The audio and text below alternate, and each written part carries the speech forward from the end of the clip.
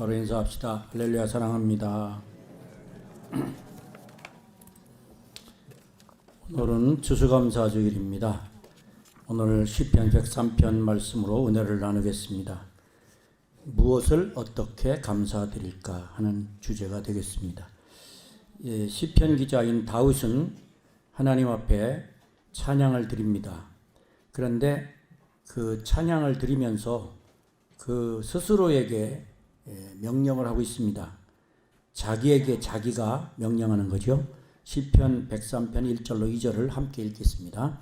내 영혼아 여호와를 송축하라. 내 속에 있는 것들아 다 그의 거룩한 이름을 송축하라. 내 영혼아 여호와를 송축하며 그의 모든 은택을 잊지 말지어다. 이 셀프 명령, 셀프라는 말 많이 쓰죠. 스스로 한다는 얘기입니다. 스스로 내게 명령하는 거예요. 내 속에 있는 것들, 나의 감정, 의지, 양심, 이성, 정서, 내부를 구성하는 전인적 실체를 향하여 자기가 자기에게 명령하는 겁니다. 이렇게 신앙인은 아무도 없는 무인지응에서도 스스로에게 말합니다. 스스로에게 격려합니다. 나의 존재에 대해서 대화를 하는 겁니다. 그래서 셀프 다이얼로그, 하나님 앞에 사람이 있어서 하는데 스스로 나 혼자 나와 내가 대화하면서 내가 나에게 말하는 거예요. 왜 너 낙심하느냐? 낙심하지 마라. 하나님께 감사해. 하나님께 찬양해. 이렇게 스스로에게 말하는 거예요. 그래서 우리는 이런 스스로에게 말하고 스스로에게 명령하는 이런 기법을 배울 필요가 있어요. 신앙이라는 것은 하나님 앞에서 내 스스로가 서는 건데 하나님 앞에서 내가 나에게 말하는 것도 필요합니다. 남이 나에게 말해주지 못할 때 혹은 남들이 나를 오해할 때 남들이 나에 대해 어떤 비난을 할 때 스스로에게 격려할 수 있어요. 너는 두려워하지 마. 너는 하나님이 함께 하셔. 너는 하나님의 사랑받는 사람이야. 너는 하나님이 기뻐하셔. 너는 용기를 내야 돼. 너는 하나님을 찬양해야 돼. 이렇게 자기에게 명령하는 거예요. 그러면서 스스로에게 뭐라고 말하느냐? 하나님의 은혜를 잊지 말라 그랬습니다. 자, 여기 2절에 그의 모든 은택을 잊지 말지어다. 이 다윗이 자기 스스로에게 하는 얘기인데 그렇다면 다윗도 아마터면 은혜를 잊어버리고 싶은 생각이 잊어버릴 수 있는 상황이 있을 것 같습니다. 그러니까 이 얘기를 보면 다윗도 스스로에게 하나님 은혜를 잊지 마 이렇게 말하는 걸 보면 그도 그렇게 은혜로운 다윗도 하나님 은혜를 잊을 수 있는 가능성이 있다는 거죠. 사람에게는 가장 악한 죄가 있습니다. 은혜를 잊어버리고 또 은혜를 배신하는 겁니다. 우리가 쉽게 말하는 배은망덕이란 말, 은혜를 배신하고 하나님 주신 덕을 잊어버리는 겁니다. 이스라엘 백성이 40년 동안 광야에서 하나님의 인도하심 받으면서 그들은 배은망덕한 모습을 많이 보입니다. 소속으로 변하고 기뻐하고 슬퍼하는 일이 아침 저녁으로 달라지는 그 불신실한 성실치 못한 이스라엘 백성을 보면서 모세는 인간이 얼마나 악한지를 보게 됩니다. 그리고 사람들이 얼마나 간사한지를 알게 됩니다. 40년을 모세가 지내면서 도저히 희망이 없어요. 그들은 변화가 안 됩니다. 아무리 말하고 아무리 가르치고 아무리 설득해도 안 됐습니다. 그래서 하나님은 그들을 버리기로 작정하셨고 그들은 40년 동안을 광야에 묶여 있다가 그들이 죽고 나서 어린 아이들이 40세가 되는 새로운 시대가 열렸을 때 40년 후에 드디어 문이 열리는 겁니다. 그래서 과거 1세대 출애굽 1세대가 이렇게 하나님을 잊어버리고 하나님의 은혜를 배신하는 그런 삶을 살았기 때문에 모세는 그 어린 자식들이 40년이 지나서 어른이 돼가지고 가나안을 들어가야 되는 그 목전에서 모세는 그들에게 이렇게 말합니다. 신명기 8장에서 이렇게 신신당부해요. 내가 먹어서 배부르고 아름다운 집을 짓고 거주하게 되며 또 네 소와 양이 번성하며 내 은금이 증식되며 내 소유가 풍부하게 될 때 내 마음에 교만하여 내 하나님 여호와를 잊어버릴까 염려하노라. 자, 이 모세의 말은 배은망덕을 경고하는 겁니다. 너희들 하나님이 인도하실 거야. 하나님이 너희에게 복을 주셔서 그 땅을 주실 거다. 너희는 가서 먹어 배부를 것이고 아름다운 집을 짓고 살게 될 거다. 광야 생활은 끝났다. 이제는 요단강을 건너가면 하나님 약속하신 가나안이 펼쳐지고 거기는 젖과 꿀이 흐르는 하나님의 축복이 기다리고 있다. 그러면 너희가 배부르게 될 거다. 아름다운 집도 지을 거다. 소와 양이 번성하게 될 거다. 은금이 증식되며 소유가 풍부하게 될 거다. 그런데 너희는 반드시 기억해야 된다. 여호와를 잊어버리면 안 된다. 내 마음에 교만하여 내 하나님 여호와를 잊어버릴까 염려하노라. 이게 모세의 분부입니다. 죽기 전에 모세가 신신당부하는 말씀이 신명기에 기록되어 있습니다. 이스라엘 백성이 하나님 잊지 않고 영원히 잘 되길 원하고 후손들이 하나님의 은혜 가운데 번창하길 원합니다. 그러나 모세의 그 염려는 현실이 되었습니다. 이스라엘 백성은 가나안에 들어가서 잠깐 기뻐하며 살다가 그 다음에 잘 먹고 잘 살면서 점점 세속화되고 하나님을 잊어버립니다. 인간은 이렇게 나빠요. 하나님을 쉽게 잊습니다. 준 사람은 잊지 않는데 받은 사람은 잊어버린다. 그런 말 있죠. 은혜를 베푼 사람은 안 잊습니다. 그러나 받은 사람은 쉽게 잊어버립니다.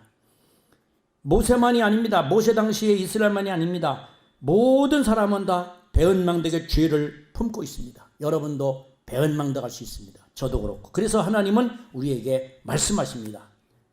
하나님을 잊지 마라. 나 여호와를 기억하라. 그리고 감사하라. 오늘 성경이 우리에게 명령하는 것은 여호와의 은혜를 잊지 말라 하는 겁니다. 하나님의 은혜를 잊어버리기 쉬운 이유가 뭘까요?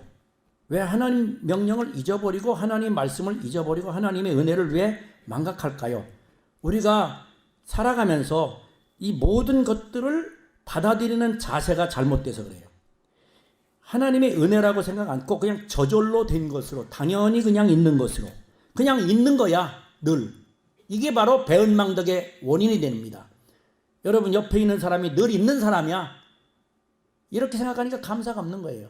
우리 목사님 늘 있어. 감사가 없는 거예요. 우리 교회 늘 있어. 뭐 그 사람이 그 사람이야. 감사가 없는 거예요. 한 사람 한 사람에 대한 소중함을 느끼고 새삼스럽게 그걸 감사할 수 있는 마음을 갖지 않고 거기에 대해서 무심하니까 배은망덕이 되는 겁니다. 하늘에서 비가 내려도 감사할 줄 모르고 햇빛이 비쳐도 감사할 줄 모르고 무지개가 떠도 감사할 줄 모르고 곡식이 익어서 우리에게 들어와도 감격할 줄 모르는 무감심한 이 배은망덕한 인간들. 하나님은 여전히 비를 주시고 햇빛을 주시고 곡식을 주시고 우리에게 입을 거가 먹을 걸 주시고 자연 만물을 통해 은혜를 주시는데 그걸 그냥 당연히 여기는 이 배은망덕한 인간들. 하나님은 그래도 참고 기다리셔. 감사하라고 우리에게 말씀하십니다. 여러분이 작은 것에서 감사하는 믿음이 되시길 바랍니다. 큰 기적이 일어나고 하늘에서 불이 떨어질 때 감사하는 게 아니고 꽃을 보고 감사하고 땅을 보고 감사하고 하늘을 보고 감사하고 바람을 보고 감사하고 우리가 하나님 앞에서 지금 여기 앉아있는 이 상태를 감사할 수 있는 그 마음이 열려야 돼요.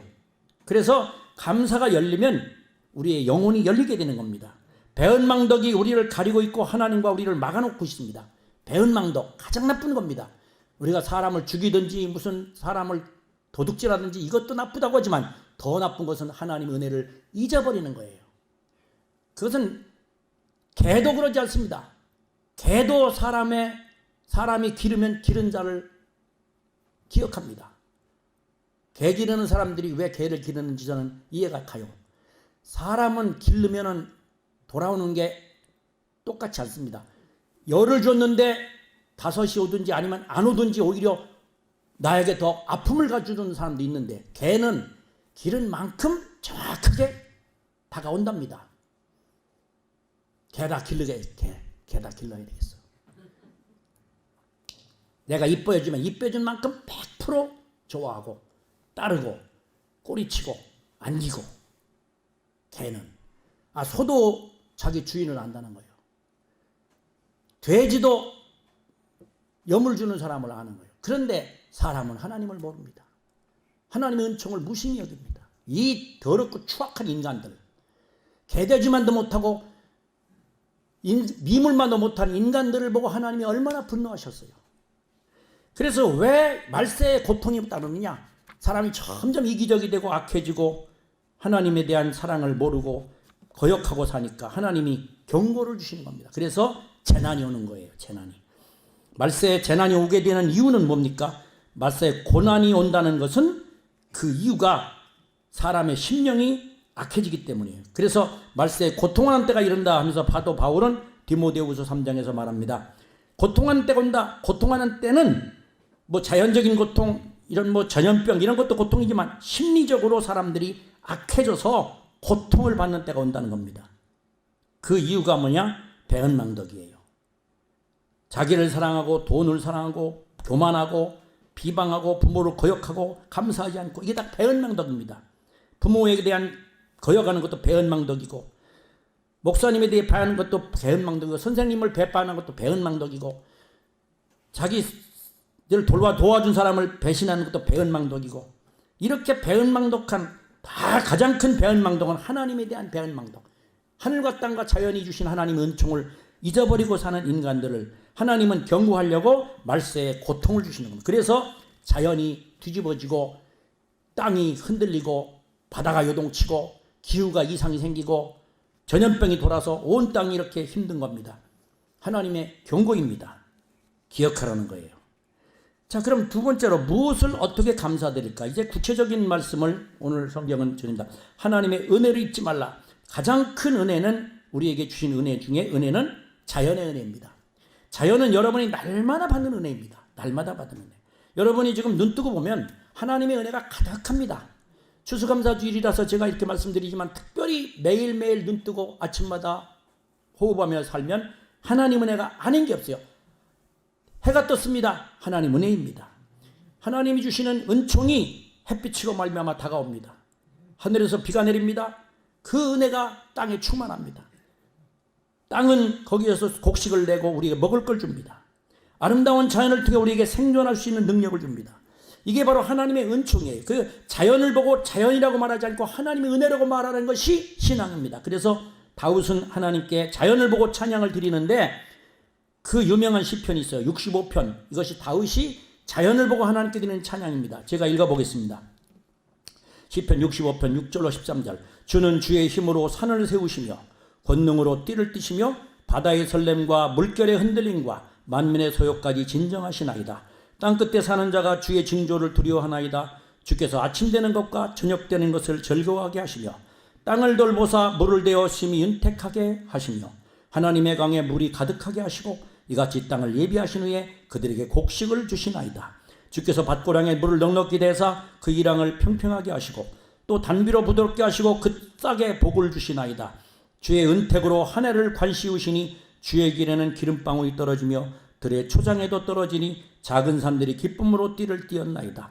초장은 양떼로 옷 입었고 골짜기는 곡식으로 덮였음에 그들이 다 즐거이 외치고 또 노래하나이다. 아멘. 자연을 보고 하나님의 은혜임을 깨달았습니다. 자연은 우연한 것이 아니다. 하나님이 주신 은총이다. 하나님이 강에 물을 주시고 땅을 예비하시고 곡식을 주시고 밭고랑에 물을 대어 주시고 부드럽게 싹에 복을 주시고 그 싹이 자라서 열매 맺게 하시고 한 해를 풍년으로 관을 씌우시고 들의 초장에도 그 은총이 있고 작은 산에도 은총이 있고 초장은 양떼로 골짜기는 곡식으로 덮여 하나님의 은혜가 가득하다는 것을 노래하고 있습니다.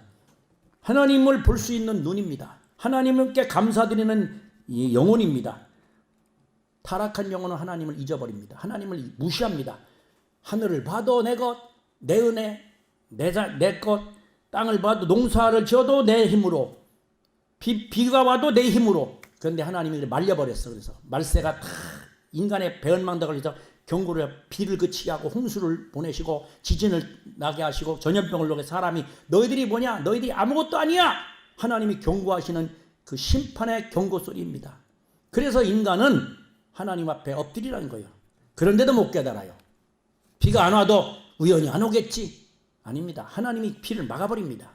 교만한 인간에게 비를 막고 하나님께서 이 땅에 지진을 일으켜서 뒤집어 엎습니다.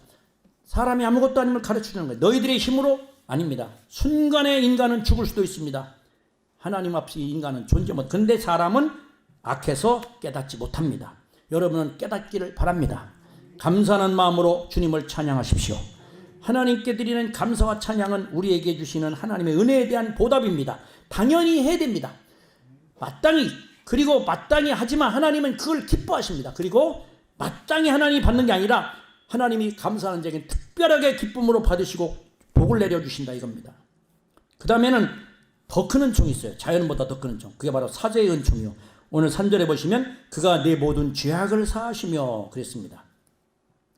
이 부분이야. 이 3절 시편 133절 그가 내 모든 죄악을 사하신다는 이 규절을 가지고 초기 기독교 유명한 교부 어거스틴, 여러분 잘 아시는 어거스틴 4세기의 성자입니다. 그분이 이렇게 이 성경을 해석했습니다. 우리 앞에 있는 우리 자신의 죄를 인식하지 못한다면 우리 앞에 하나님의 은총이란 없을 것이다. 죄 문제는 인간의 최대의 문제다. 이것이 해결되지 않고서는 인간은 결코 행복할 수 없고 그 미래는 하나님의 무서운 심판일 수밖에 없다. 그래서 우리는 하나님께서 인간에게 베푸신 은총 중 가장 큰 것이 바로 사죄의 은총임을 깨달아야 한다. 하나님과의 관계에 있어서 가장 먼저 선결되어야 할 것도 바로 이것이다. 땅 위에 사는 동안 인간은 하나님의 은총에 둘러싸여 사는데 그 중에서도 나의 죄를 용서해 주신 은혜가 최대의 은혜다. 그런데 그 큰 은혜를 우리는 무심히 여기고 만다. 왜? 예수 그리스도 십자가를 가볍게 생각하는가? 예수께서 나를 위해 흘리신 보혈과 구속의 은혜를 왜 값싸게 여기는가? 이렇게 어거스틴은 말합니다. 우리가 하나님의 은혜를 생각할 때 특별히 자연의 은총도 물론 큽니다. 그러나 더 큰 것은 나의 죄를 위해 예수님이 십자가를 지셨다는 거예요. 나의 죄값을 갚으려고 주님이 떠하는 거예요. 내 죄를 떠하는 거예요. 여러분 빚을 많이 져서 파산하게 됐어요. 도저히 갚을 수가 없어요. 요즘에는 뭐 국가에서 어느 정도 해결해주는 파산제도가 있고 또 회생제도가 있고 이렇게 있습니다만 그렇지 못한 나라도 많습니다. 그러면 빚을 지고 있으면 빚쟁이가 와가지고 채주가 와가지고 집도 가져가고 아이들도 가져가요. 저 후진국 같은 애들을 아예 잡아갑니다. 애들 볼모로 잡아가 노예로 잡아가는 거예요. 가서 평생 노예 생활 시키는 거예요. 애도 잡아가고 물건도 가져가고 다 가져갑니다. 빚을 못 갚으면은 완전히 망하는 거예요. 다 뺏기는 거야. 평생을 빚 속에 살다가 죽습니다. 그래서 국가에서는 그것을 해결하려고 개인의 상 또 파산 제도를 만들어서 구제를 해주는 거예요. 그런데 한계가 있죠. 그것도 다 해주는 건 아니죠. 나의 빚 죄값은 갚을 수가 없어요. 영원히 마귀에게 팔려가는 거예요. 마귀가 나의 인격도 가져가고 나의 재산도 가져가고 마귀가 나를 종으로 삼고 나를 부리게 됩니다. 죄의 종으로 살다가 멸망하는 겁니다. 누구도 그런데 이 죄값을 누가 끌어안고 갚아주셨냐? 예수님이 갚아주셨어요. 예수님 십자가는 나의 죄를 따안고 죽으신 보혈의 대속의 은총입니다. 그래서 예수님 십자가는 나에 주신 하나님의 최대의 은혜인 줄 믿으셔야 됩니다. 이 십자가의 은혜를 우리가 깨달을 때 우리는 평생 감사할 수밖에 없어요. 오늘 죽어도 감사한 거예요.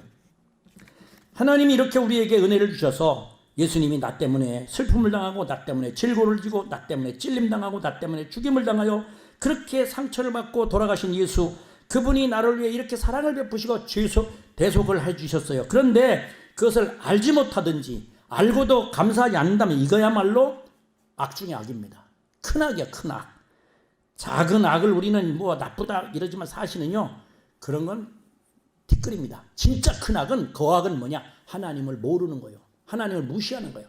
이거보다 큰 죄는 없어요. 그래서 성경에서 가장 악한 죄가 뭐냐? 악인은 그 마음에 이르기를 하나님이 없다 하는도다. 악인은 누구예요? 하나님 없다는 사람이 다 악이냐? 공부를 아무리 많이 하고 뭐 벼슬을 하고 세상에서 아무리 인격이다 위인이다 뭐 성자다, 하나님을 모르는 자는, 하나님이 없다는 자는 악인입니다. 악인. 하나님을 모르는 자는 무지한 자입니다. 아무리 박사학위를 100개 1000개 가져도 하나님을 모르는 자는 인간 이하의 존재입니다. 짐승도 주인을 알고 산과 하늘이 하나님을 찬양한다고 하는데 인간은 어찌 하나님을 찬양하지 않습니까? 하나님이 가장 많이 사랑을 주셨는데, 하나님이 가장 많이 은혜를 주셨는데 오히려 은혜를 잊어버리고 하나님을 대적하고 하나님 아닌 것을 하나님 삼아 섬기는 그런 배은망덕의 죄를 지금도 장해지는 게 인간의 모습이에요. 이걸 우리는 봐야 됩니다. 이런 큰 악을 그냥 두고 뭐 작은 거 가지고 따질 거 없어. 사실은 진짜 큰 죄를 짓고 뻔뻔하게 살아가는 인간들, 하나님이 자비로우시니까 지금까지 견디셨지, 저 같은 성격이라면 벌써 쓸고도 100번 1000번 쓸어버렸을 거야. 하나님은 지금도 기다리고 계셔요. 자비를 베푸시고. 그런데 이제 은혜의 기간은 끝나가고 있습니다. 은혜의 문은 닫히면 열리지 않습니다. 마지막 때가 다가옵니다. 마지막 열차를 타야 됩니다, 여러분들. 배은망덕을 돌이킵시다. 배은망덕은 미래가 없습니다. 하나님이 가장 싫어하는 겁니다. 그래서 여러분이 못났거나 잘났거나 강도라도 하나님 은혜를 생각하고 예수님의 은혜를 붙잡고 주님께 호소할 때 주님이 받아주셨잖아요. 하나님은 여러분의 마음이 돌아오길 원하시는 거예요. 은혜를 기억하는 오늘 되시기 바랍니다. 눈을 뜨고 감사하고 눈을 감고 감사하고. 여러분이 앉아있는 이 자리가 얼마나 감사합니까? 추수감사주의를 드릴 수 있다는 게 얼마나 감사해요. 여러분들은 보배 같은 존재예요. 이 땅에서 이 하나님을 모르는 무지한 인간들, 배은망덕한 사람들, 하나님을 인정하지 않고 없다고 그러고 하나님을 무시하고 알아도 경배하지 않는 사람들 속에 추수감사 예배 드리려고 찾아오신 여러분, 또 이 방송을 통해서 예배를 드리는 사람들, 어쨌든 대한민국에는 많은 성도들이 있어서 하나님이 이 땅에 복을 주실 줄 믿습니다. 하나님께서 기뻐하시는 여러분이 되셔서 여러분이 잘 되면 여러분이 살고 있는 환경이 잘 되고 우리 대한민국이 잘 되고 하나님의 축복이 전파되는 겁니다. 그래서 하나님의 은혜를 받아 여러분이 여러분과 여러분 자녀와 여러분의 주변 환경까지도 복되게 하시길 바라요. 그래서 감사하는 자에게 하나님은 복을 주신다. 시편 50편 14절 15절에 감사로 하나님께 제사를 드리며 지저하신 이에게 내 서원을 갚으며 환난날에 나를 부르라. 내가 너를 건지리니 네가 나를 영화롭게 하리라. 감사의 모든 열쇠가 들어있어요. 사도 바울은 말하기를 항상 기뻐하라, 쉬지 말고 기도하라, 범사에 감사하라. 세 번째 감사할 은혜는 뭐냐? 치료입니다. 치료. 하나님은 여호와 라파, 치료하시는 여호와라는 뜻이에요. 예수님께서 오셔서 우리를 위하여 고난받으신 것은 우리를 치료하기 위해서요. 이사 53장 5절에 그가 채찍에 맞으면 우리는 나음을 입었도다. 마태복음 8장 17절 예수께서 우리 연약한 것을 친히 담당하시고 병을 짊어지셨도다. 병이란 것은 마음의 병과 육신의 병이 다 병입니다. 오늘날 겉은 멀쩡하고 속에 병든 사람도 많아요. 정신병 든 사람들, 또 몸이 병든 사람도 많아요. 병원마다 사람이 어찌 그리 많은지, 큰 병원 가면은 들어갈 수가 없을 만큼 병이 많다는 얘기죠. 물론 옛날보다 치료를 잘해주니까 병원에 많이 가긴 가요. 그렇지만 어쨌든 병이 많은 거예요. 병이 많아서 병원이 그렇게 사람이 많은 겁니다. 그렇다면은 치료의 근본은 어디에 있는가? 하나님이십니다. 하나님이 치료하시면 풀뿌리를 먹어도 낫고 어디 가서든지 고침받을 수 있는데 하나님이 막으면 백약이 무효요. 어느 병원에도 고치지 못합니다. 부자가 돈이 없어 죽습니까? 전 세계 병원 다 돌아다녀도 죽는 사람 많습니다. 그러나 어떤 사람은 별거 아닌 거 먹고도 삽니다. 하나님이 은혜 주시면 죽일 자도 살리는 것입니다. 치료하신 하나님을 믿으시기 바랍니다. 여러분, 하나님은 치료하신다는 확신을 가지고 기도하셔야 돼요. 혈류증 앓는 여인이 12년 동안 알았어요. 12해를 혈류증으로 알면서 죽어가는데 가산을 다 탕진했습니다. 의원을 만나서 치료를 받으려고 했는데 용안하는 사람 다 찾아갔지만 다 못 고치고 재산만 다 날아갔어. 이제는 돈도 없고 병은 깊어지고 죽을 날이 다가와. 예수님을 만나고 싶어 합니다. 주님이 치료해 주신다는데 나는 그분을 봤으면 좋겠다. 그런데 자기 동네로 예수님이 오신다는 거야. 얼마나 좋겠어요. 얼마나. 그래서 예수님 앞에 갔더니 사람이 너무 많아서 앞에 갈 수 없고, 그리고 자기같이 피가 흘리는 이 더러운 병을 가진 사람이 주님 앞에 간다는 것이 이건 안 되는 거예요. 사람들이 봐도 싫어요. 그래서 몰래 가서 예수님 뒤로 갔습니다. 가서 그가 이렇게 말합니다. 내가 예수님 옷에 손만 대도 나는 날 거야. 예수님 옷자락만 잡아도 난 날 거야. 그리고 예수님 옷자락을 대는 순간 병이 즉시로 낫습니다. 믿음이에요. 여러분, 똑같은 사람이라도 믿음은 다릅니다. 여러분, 여기 앉아있어서 은혜 받는 사람이 다 다를 거예요. 은혜를 많이 받는 사람처럼 여러분이 마음의 믿음대로 준비된 대로 받는 겁니다. 오늘 내가 은혜를 받아야 돼. 오늘 하나님 은혜를 주실 거야. 하나님 내 기도를 들으실 거야. 말씀을 주실 거야. 이런 은혜 받고 오늘 또 예배 드리니까 그냥 하면 되지 뭐. 앉아있으면 돼. 하늘과 땅 차이요. 똑같이 옷에 손을 대도 그냥 대는 사람하고 그냥 지나다가 스친 사람하고 내 작심하고 손을 대는 사람하고 다른 거예요. 작심하고 은혜를 받아야 됩니다. 은혜는 받으려고 사모하는 자에게 은혜를 주시는 거예요. 치료의 은혜가 있습니다, 여러분. 치료의 은혜. 예수님이 가까우십니다. 재림이 가까웠어. 그때는 그 전에 무슨 일이 일어나냐? 전염병이 창궐할 것이다. 예수님 재림 전에 전염병이 창궐. 지금 코로나 바이러스가 지금 창궐하죠. 난리가 났죠. 우리 대한민국은 참 그래도 선방하고 있어요. 전 세계에서 가장 빛나는 나라입니다. 이제는 뭐 미국 부럽지 않아, 프랑스 부럽지 않아, 독일 부럽지 않아, 스페인 부럽지 않아, 영국 부럽지 않아. 아멘하는 분은 한국 사람이고 일본 부럽지 않아. 왜 그러냐? 우리 한국이 최고로 지금 방역을 잘하고 있어요. 하루에 어느 나라는 20만 명이 넘어, 어느 나라는 7만 명, 8만 명씩 하루에 확진자가 나오는, 우리는 지금까지 고작해야 1월부터 지금까지 다 해봐야 2만 몇천 명이야. 이렇게 잘 막는 나라가 어디 있어요? 하나님 은혜입니다. 이게 하나님 은혜예요. 이건 무기한이 아니야. 여러분의 기도가 헛되지 않아요. 저의 기도가 헛되지 않아요. 우리 대한민국 성도들의 새벽 기도가 헛되지 않아요. 못났거나 잘났거나 예수 찾는 사람이 수없이 많습니다. 하나님이 그 기도를 들고 계셔요. 그래서 대한민국이 복을 받는 겁니다. 지금 살기 어렵다고요? 앞으로 더 좋은 날이 올 겁니다. 그러나 세상은 점점 힘들어질 겁니다.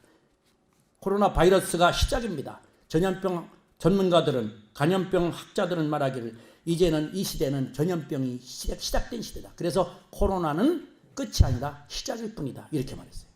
더 무서운 병이 변종 바이러스가 생기면서 사람을 공격할 겁니다. 이런 가운데 우리는 예수 믿는 믿음이 필요해요. 바로 예수 믿는 사람은 어떤 경우에는 하나님이 복을 주시는데, 오늘 성경에 보면 너의 모든 병을 고치시며 그랬어요. 하나님은 고치시는 하나님. 말세가 되면 여러분 온갖 병이 옵니다. 전염병을 올 거예요. 그런데 성경은 요한계시록 이렇게 말해요. 16장 10절로 11절. 다섯째 천사가 대접을 짐승의 왕좌에 쏟으니 그 나라가 어두워지며 사람들이 아파서 자기 혀를 깨물고 아픈 것과 종기로 말미암아 하늘의 하나님을 비방하고 그들의 행위를 회개하지 아니하더라. 고통스러운 것이 와서 아파가지고 소리를 지르고 혀를 깨물 정도로 고통을 받는 나라가 곧 때가 온다 이거예요. 천사가 대접을 쏟았는데 그 대접이 전염병 대접이야. 코로나도 그 중에 하나일 겁니다. 천사가 하나님의 진노를 쏟는 거예요. 마지막 이 배은망덕한 인간들, 말세에 돈을 사랑하고 자기를 사랑하고 교만하고 하나님을 거역하고 이렇게 부모를 거역하고 하나님의 은혜를 잊어버리는 배은망덕 시대에 하나님 말세 대접을 쏟아. 7대접이 있어요. 7대접. 대접마다 재앙이 오는데 5번째 대접은 질병입니다. 질병이 쫙 돌아서 고통스러워 사람이 죽어가는 거야.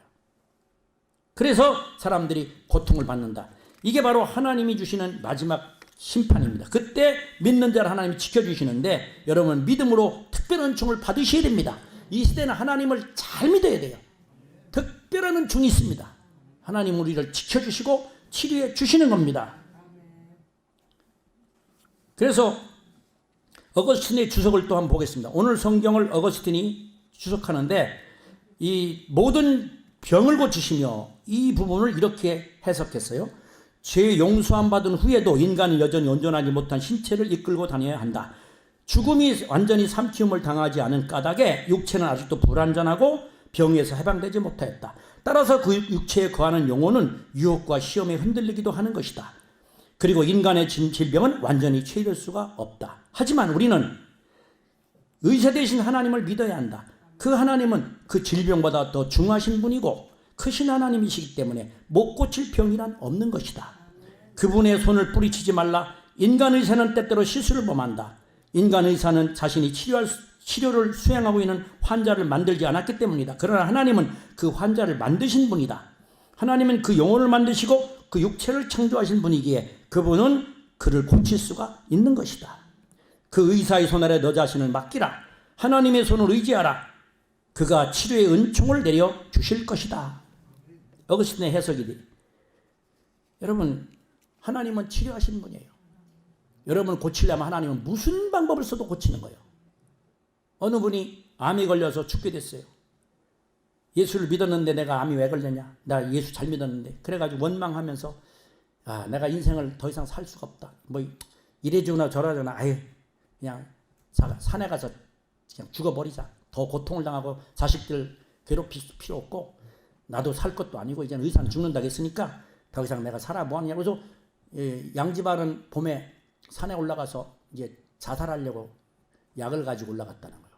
올라가서 이렇게 앉아있는데 앞에 이게 파란 싹이 하나 보이는 거예요. 무슨 풀뿌리 같은 게. 그런데 마음속에 내가 저거 한번 먹고 싶다. 저거 먹으면 좋겠다 하는 생각이 들어서 그 무슨 나물 같은 거겠죠. 그걸 폭 뽑아가지고 그냥 흙을 털어서 우겨우겨 먹었다. 그랬더니 갑자기 배가 막 끊어지지 쓰리더니 막 몸이 막 이게 요동을 치면서 이게 막 울렁울렁 하더니 막 뭐를 토해내는데 시큼한 뭐 덩어리를 막 쏟아내더라는 거야. 그리고 나서 났어요. 별로 놀라지도 않는. 네?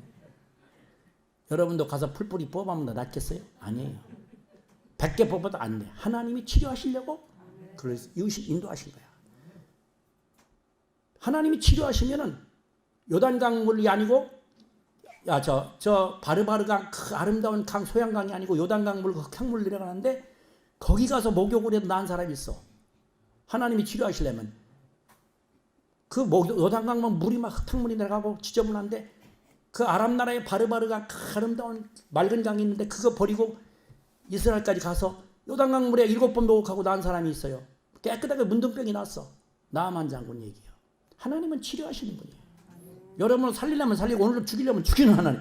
하나님이 생사화복을 가지고. 그래서 여러분 치료하심을 믿으셔야 됩니다. 야고보 5장 15절에 16절에 믿음의 기도는 병든 자를 구원하리니 주께서 그를 일으키시리라. 혹시 죄를 범하였을지라도 사하심을 받으리라. 마지막 세 번째 주제, 만족시켜주신 하나님. 자, 오늘 시편 103편 4절 5절을 읽어보겠습니다. 내 생명을 파멸해서 속량하시고 인자와 긍휼로 관을 씌우시며 좋은 곳으로 내 소원을 만족하게 하사 내 청춘을 독수리같이 새롭게 하시는도다. 자, 여기 보시면 좋은 곳으로 내 소원을 만족하게 하사. 따라합시다. 만족하게 하사. 자, 좋은 곳으로 내 소원을 만족하게 하신다. 이 좋은 곳이라는 말은 히브리 말로 토부라고 합니다. 토부. 그리스 말로, 헬라 말로 토부라고 하는데 좋은 곳으로 만족하게 하신다 하는 말은 이 구약의 용어는 하나님을 의미하는 하나님 은총. 하나님의 은총을 얘기할 때 토부라고 합니다. 그런데 우리는 좋은 곳이라고 번역했죠. 그런데 하나님의 이 토부라는 히브리 말은 하나님 자신을 얘기도 하게 해요. 하나님 자신. 그러니까 우리가 하나님으로 만족하게 하사 이렇게 번역할 수 있는 거예요. 좋은 것으로 네 손을, 이 부분을 좀 더 원어적인 접근을 해보면 이게 단어를 좀 분석해서 들어가면 그냥 좋은 것이 막연한 좋은 것이 아니고 하나님으로 만족하게 이렇게 얘기할 수 있는 거죠. 그렇게 번역이 가능합니다. 그래서 하나님으로 내 소원을 만족하게 하사 이렇게 할 수 있는 거예요. 하나님으로. 하나님이 정말 좋으신 거예요. 모든 좋은 곳에 다 좋으신 하나님이셔. 하나님 한 분이. 그래서 다윗이 말하기를 여호와는 나의 목자시니 내가 부족함이 없으리로다 그랬어요. 자, 하나님으로 만족을 주신다. 세상은 만족을 주지 못합니다. 여러분, 돈이 많으면 만족할까요? 아닙니다. 권력 있으면 만족할까요? 아닙니다. 여러분, 지구를 다 가졌으면 만족할까요? 별을 먹으려고 덤빌 겁니다. 별을 먹으면 만족할까요? 저 우주를 먹으려고 덤빌 겁니다. 소유라는 것은 만족이 없는 겁니다. 원래 소유 자체가 많으면 많을수록 불욕구가 더 생기는 게 소유의 법칙이요.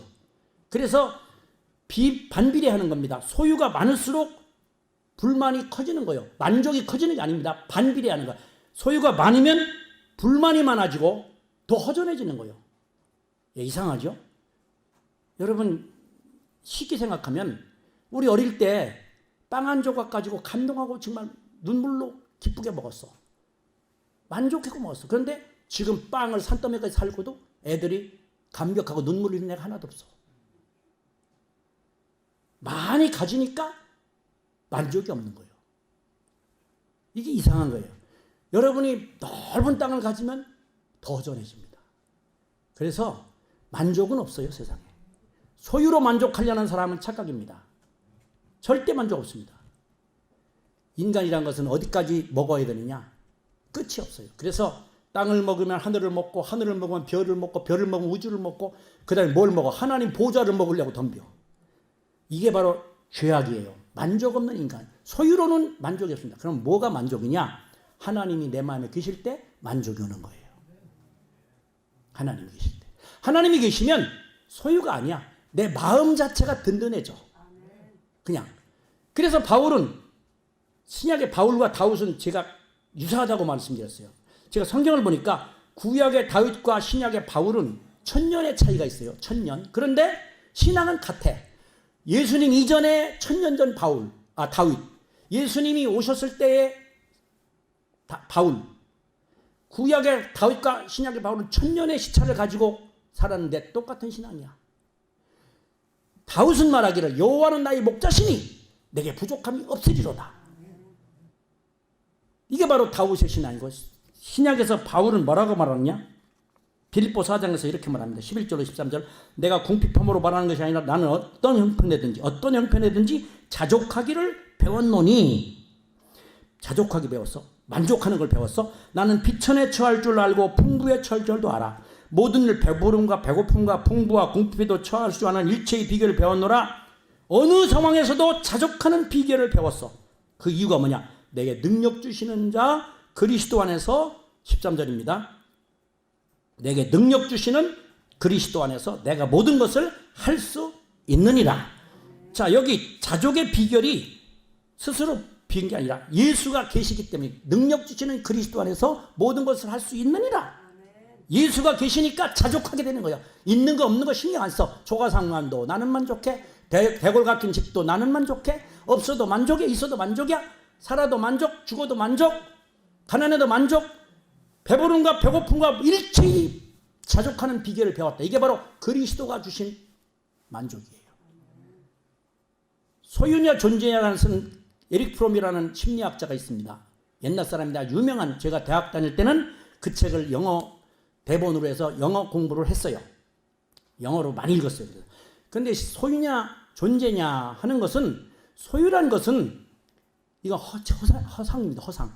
여러분은 소유를 못해. 내 꽃을 가졌다. 이걸 꽃을 가졌다는 것은 내 심리적인 문제지. 이 소유라는 것이 불가능한 거야. 이건 내가 가졌다는 게 무슨 뜻입니까? 이걸 먹습니까? 이걸 막 가슴에 품습니까? 그냥 내 것이라는 생각뿐이지. 이게 소유는 또 그리고 만족이 없어. 끝없이 이건 허전한 거예요. 그래서 소유로는 인간은 만족이 없고 불행하다.